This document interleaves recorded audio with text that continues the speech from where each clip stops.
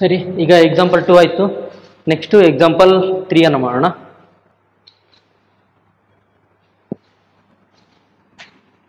Next ನೋಡಿ, ಇದು example 3. Example 3 ಅಲ್ಲಿ ಏನು ಕೊಟ್ಟಿದ್ದಾರೆ?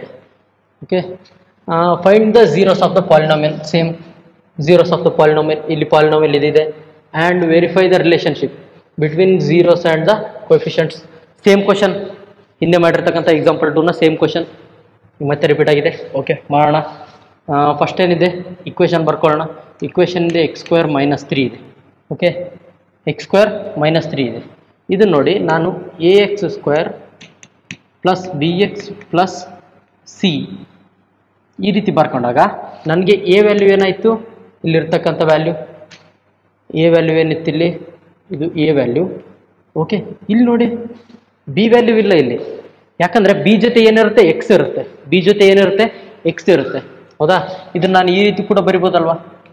x³ + 0 x² - 3 ಅಂತ ಬರ್ಕೋಬೋದಾ?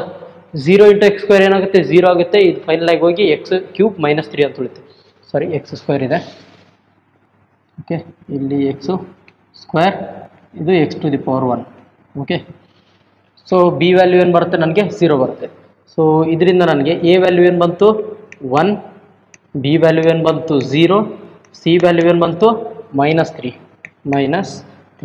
ಓಕೆ, ಇದು ಏನು ನನಗೆ ಬಂದಿರತಕ್ಕಂಥ ವ್ಯಾಲ್ಯೂ? C value. ಓಕೆ, ಎಷ್ಟು ಜನ ಏನು ಮಾಡ್ತಾರೆ?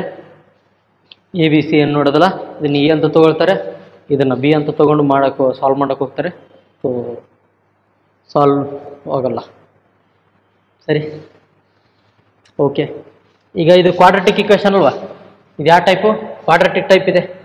ಓಕೆ, ಕ್ವಾಡ್ರಾಟಿಕ್ ಟೈಪ್ ಇದ್ದಾಗ ನನಗೇನು ಬರುತ್ತೆ? ಝೀರೋಸು ಆಲ್ಫಾ ಮತ್ತು ಬೀಟಾ ಬರುತ್ತೆ.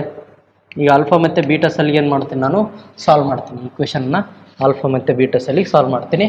ಆಮೇಲೆ ವೆರಿಫೈ ಮಾಡಬೇಕು. ಏನು? Alpha plus beta equal to -b/a ಅನ್ನು ಚೆಕ್ ಮಾಡಬೇಕು. ಮತ್ತು ಇನ್ನೊಂದು ರಿಲೇಷನ್ಶಿಪ್ ಏನು? Alpha into beta equal to c/a ಅನ್ನು ಚೆಕ್ ಮಾಡಬೇಕು ರಿಲೇಷನ್ಶಿಪ್ನ. Okay, x² - 3 equal to 0. Okay, ಇಲ್ಲಿಂದ ಏನು ಬರುತ್ತೆ? x² = 3 ಬಂತು. x² = 3 ಬಂತು. ಸೊ x √3, ಬಟ್ ಹೊರಗಡೆ +or- ಬರುತ್ತೆ. ಓಕೆ, ಒಂದು ಯಾವುದೇ ನಂಬರ್ಗೆ ರೂಟ್ ಮಾಡಿದಾಗ ಹೊರಗಡೆ ಏನು ಬರುತ್ತೆ? +or- ವ್ಯಾಲ್ಯೂ ಬರುತ್ತೆ. ಸೊ x +or-√3 ಬಂತು. ಏನು ಬಂತು? x +or-√3. ಸೊ x ಒಂದು ವ್ಯಾಲ್ಯೂ ಏನಾಯಿತು? +√3 ಆಯಿತು. ಓಕೆ, ನಾ ಇದರ ನಾರ್ಮಲ್ √3 ಅಂತ ಬರಿತೀನಿ. ಇನ್ನೊಂದು x -√3 ಆಯಿತು. ಸೊ ಆಲ್ಫಾ ವ್ಯಾಲ್ಯೂ ಏನಾಯಿತು? √3, ಇನ್ನೊಂದು -√3 ಆಯಿತು. ಗೊತ್ತಾಯ್ತಾ? ಇಲ್ಲಿವರೆಗೂ ಏನು ಮಾಡಿದ್ವಿ? ಆಲ್ಫಾ ಮತ್ತು ಬೀಟಾ ವ್ಯಾಲ್ಯೂವನ್ನು ಕಂಡುಹಿಡ್ಕೊಂಡ್ವಿ ನಾವು. ಸರಿ, ಈಗ ಸಿಂಪಲ್ ಆಗಿ ಇದನ್ನು ಸಾಲ್ವ್ ಮಾಡೋಕೆ ನೋಡೋಣ.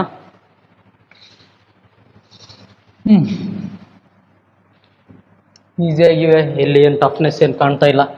ಹೌದಾ? ಈಗ ಆಲ್ಫಾ ಏನಿದೆ? √3 ಪ್ಲಸ್ ಬೀಟಾ ಏನಿದೆ? √3. ಓಕೆ, ಬೀಟಾ ಏನಿದೆ? -√3 ಇದೆ. Next equal to minus B ಏನಿದೆ? 0 ಡಿವೈಡ್ ಬೈ ಎ ಏನಿದೆ? 1.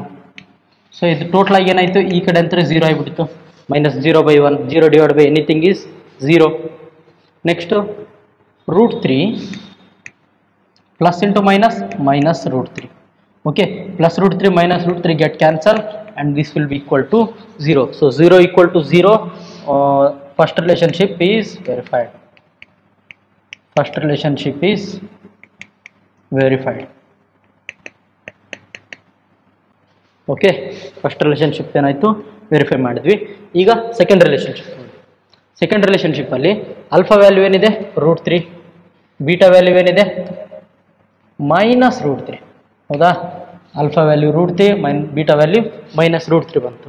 ಈಕ್ವಲ್ ಟು ಸಿ ವ್ಯಾಲ್ಯೂ ಏನಿದೆ? -3 ಡಿವೈಡ್ ಬೈ ಎ ವ್ಯಾಲ್ಯೂ ಏನಿದೆ? 1 ಇದೆ. ಎ ವ್ಯಾಲ್ಯೂ ಏನಿದೆ? 1 ಇದೆ.